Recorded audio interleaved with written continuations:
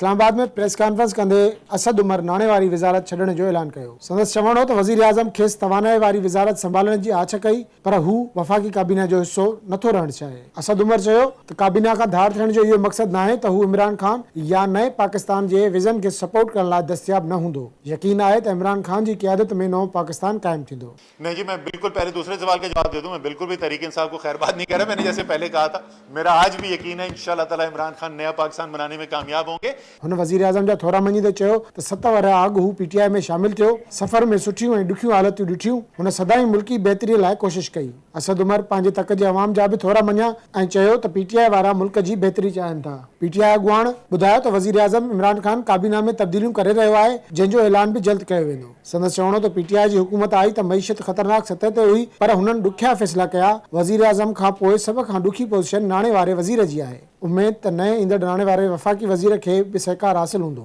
असद उमर चयो त हिन में को शक न आहे त हू बहितरी ॾांहुं वधी रहिया आहिनि। मईशत में दम आहे, पर ॾुखिया फ़ैसिला करणा पवंदा। तकड़ कई त खॾ में किरण जो ख़दशो आहे।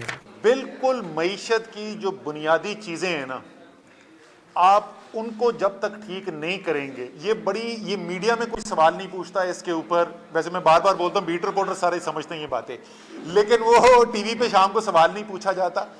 3 बुनियादी डेफिसिट्स हैं। वो अभी जो यार मीडियम टर्म इकोनॉमिक फ्रेमवर्क हमने दिया था, वही पाकिस्तान के मसाइल हैं। 40 साल से वही चल रहे हैं। जब तक आप वो नहीं करेंगे, उस वक्त तक मईशत आगे नहीं चलेगी जी। हुन चयो त जेकी बि ॾुखिया फ़ैसिला थींदा, उन मां इहा उमेद न रखी वञे त 3 महीननि में खीरे माखीअ जूं नदियूं वहंदियूं। असद उमर चयो त संदसि वज़ारत छॾण खां पोइ बि PTI मज़बूत रहंदी। हू साज़िशुनि लाइ नाहे आयो ऐं पावर पॉलिटिक्स ते यकीन नथो रखे। हू मईशत जी बहितरीअ में पंहिंजो किरदारु करणु विझण आयो हो। जिन जो कमु साज़िशूं करणु आहे, उहे कंदा रहंदा। उन में संदसि का बि दिलचस्पी न आहे। जाहिर है वज़ीर आज़म के जहन के अंदर इससे बेहतरी आ सकती है, इसलिए वो ये करवा रहे हैं। जहाँ तक चीखों की ताल्लुक है, वो मैं बहुत तफसील से पहले भी बात कर चुके हैं। हम मुवाजना आपके सामने पहले रख चुके हैं। 8 माह तो मेरा 8 माह ख़त्म हो गया। पहले 8 माह जो थे पीपल्स पार्टी के दौर के, वो भी रिकॉर्ड निकाल के रख लें। वो भी बैलेंस ऑफ पेमेंट क्राइसिस के बाद थे। पहले 8 माह का दौर मुस्लिम लीग नून के भी निकाल के रख लें, और पहले 8 माह का दौर तहरीक इंसाफ का निकाल के रख लें। इसके बावजूद कि जो बहरान हमें मिला था, ये वो पिछले बहरान उसका अशर अशीर नहीं थे, उसके बावजूद बेहतर परफॉर्मेंस की है इमरान खान की हुकूमत ने। हुन चयो त कप्तान संदसि किरदारु तब्दील करणु चाहियो, जंहिं ते हुन खां इजाज़त वरिती, पर संदसि हिमायत जारी रखंदो। PTI अॻुवाण चयो त हू अवाम खे चिथण लाइ तयारु न हो। हुननि बहितर शर्तुनि ते IMF सां मुआहिदो कयो आहे। पाकिस्तान लाइ ख़िदमतूं कुर्सीअ सां मशरूत न आहिनि। हू PTI न पियो छॾे। हिक सवाल जे जवाब में असद उमर चयो त वज़ारत खां इस्तीफ़ा जो एमनेस्टी स्कीम सां को बि तालुक़ न आहे। इन खां अॻु असद उमर ट्वीट ज़रिए वज़ारत छॾण बाबति बि आगाह कयो हो। हर पाकिस्तानी को मुबारकबाद करना देना चाहूँगा। इसलिए हर पाकिस्तानी का मुतालबा था कि हुकूमत अपने माशी पॉलिसीज़ पर एक और नज़र दोहराए। इसलिए जब से ये हुकूमत आए हैं तो पाकिस्तान की आवाम महंगाई की सुनामी में डूब रहे हैं।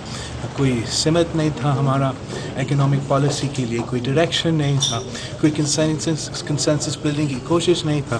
तो 8 महीने बाद, 9 महीने बाद आखिरकार हुकूमत मान गई है कि हमारा मुआशी पॉलिसीज़ नाकाम थी। हमारी मुआशी पॉलिसी अवाम को रिलीफ नहीं मिल रही थी। हमारी मुआशी पॉलिसी हमारे नेगोशिएशन से नहीं चल रहे थे। अब तक हम IMF से वो जो बेल आउट पैकेज है, 9 महीने बाद असद उमर उस पर भी काम कर रहा था, उसके किरदार पे खुश नहीं होंगे। तो इंशाअल्लाह ताला इस स्टेप से लेने से हमारा जो मुआशी सूरत हाल है, हुकूमत की मुआशी पॉलिसीज़ में बेहतरी आएगी। और इंशाअल्लाह ताला बाकी जो वज़ीर है जिनके ताल्लुक़ है कलदम तंजीमों के साथ, जिनके राब्ते हैं कलदम तंजीमों के साथ, वो भी जल्द फारिग हो जाएंगे।